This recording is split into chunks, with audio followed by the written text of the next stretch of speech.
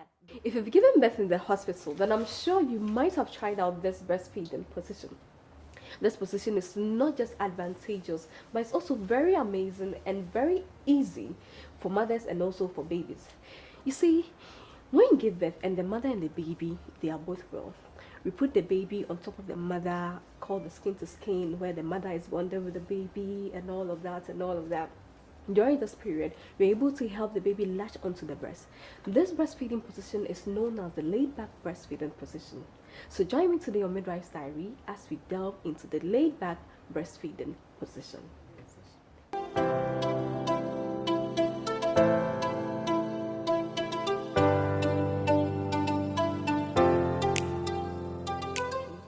Hello everybody, welcome back to the channel. My name is Evelyn and I'm a registered midwife. This is Midwife's Diary, and on Midwife's Diary we talk about everything maternal and newborn care. If this is your first time here, then please consider subscribing to the channel, share our videos, leave a comment, and please give this video a thumbs up. So today we are dealing with the laid back breastfeeding position.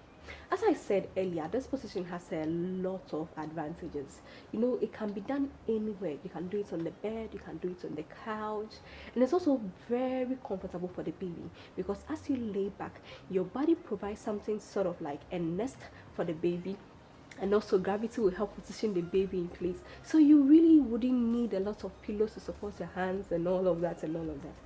And also, you see, when you deliver and during the delivery, let's say you had a tear down there, or you had an episiotomy which was C-chard, you see, when you lay back, it takes a lot of pressure away from your perineum.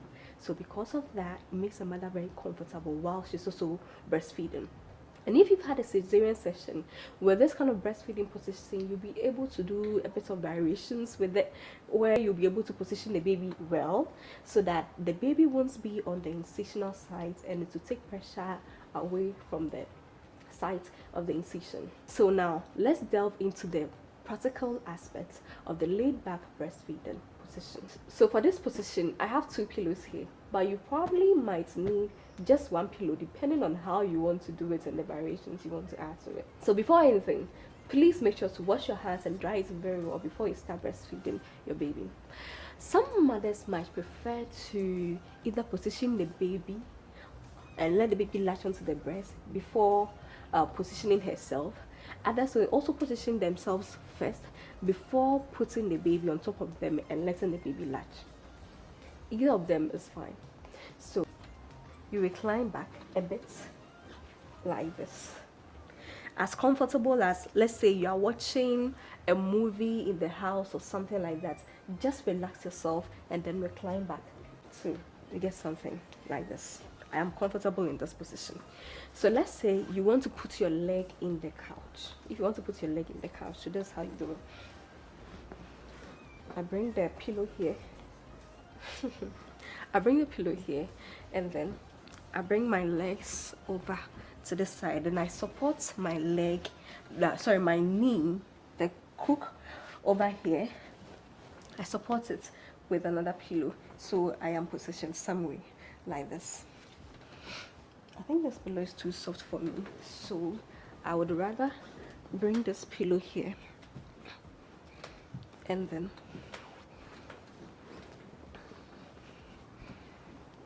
bring this other one here, so that both your body, you should be able to support your body and also your neck, like your head as well. So you should be laid back in a way that you will be able to see your baby. You shouldn't be too far that you won't be able to see your baby. So in a semi laid back position in which you are comfortable, but it should be in such a way that you'll be able to at least see your baby whilst it's laid back, and far enough that you are comfortable. So we can also bring it in the middle like this. Either ways, depending on how comfortable the mother is. So if I am doing it this way and I want a kitchen stool, I can put my leg on a kitchen stool, but I need to make sure that my leg is on a flat surface. or maybe a pillow or blanket or something like that. Anything that makes you, the mother, very comfortable. So with this breastfeeding position, the breast that you're feeding your baby with, that's the same hand that you're going to be supporting your baby with. So in this case, let's say I am breastfeeding with the left breast, then it means that I'm going to support the baby with my left arm. So the baby will be in my left arm like this, whilst my hand is supporting the bottom, and then the baby's tummy is touching my tummy. So that is if I am doing the oblique kind of breastfeeding, or you can let your baby lie on your side like this. You see, usually even in the hospital when we are doing the skin to skin, you see that the baby will be in between your breast like this, and then the baby himself or herself will be finding the breast. This position is also very good for the baby, with the baby suckling reflexes and all of that, because the baby will be able to look for the breast himself. And also while the baby is feeding, you see that the baby would be using the hand to massage the breast. There will be head control, better head control, and all of that. So it's very advantageous, as I said initially. So you can do the straight like this, we can do the oblique like this, and we can do across the chest like this. That is if the mother had a cesarean section, then it means that definitely we don't want the baby to go down like this, so we would want the baby to come up in this position. I hope you get what I'm trying to say. So my left hand is the same hand supporting the baby's bottom and all of that. So you use this hand fall beneath, and then make sure that you guide the baby's the baby's mouth to the nipple. So you make sure that the baby's nostrils is at the level of the nipple. In that case, the baby, through the routine reflex, the baby himself will be searching for the nipple, and then the baby will be able to put the whole nipple and then the areola and everything into the baby's mouth. So you guide your baby to a good latch. When your baby is able to latch very well, you have this hand that is free. So let's say if you have another baby or something, you can still be attending to the other baby with this hand. That is if the breast is not too heavy for the baby. And you see, this position is also good, let's say when you be giving birth initially.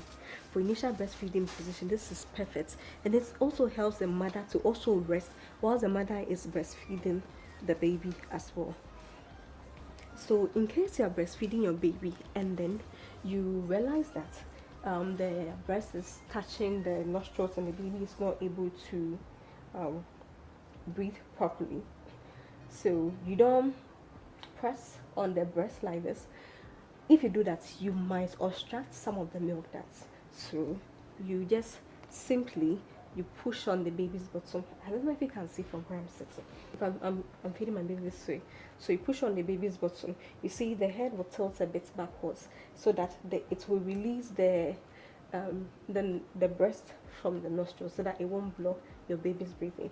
But you should be monitoring it. That's why when I was talking about the positioning of the mother initially, I talked about the fact that you should be far enough that you're comfortable, but it shouldn't be too far that you can't see your baby.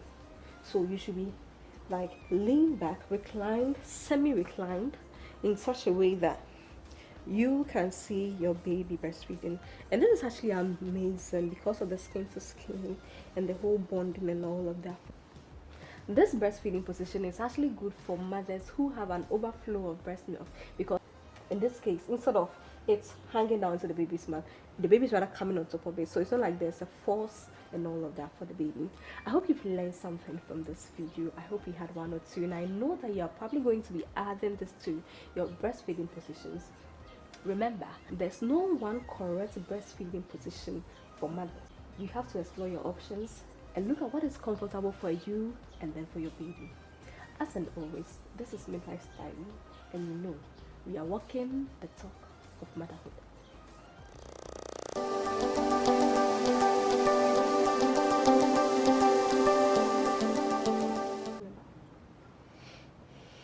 So can we start now?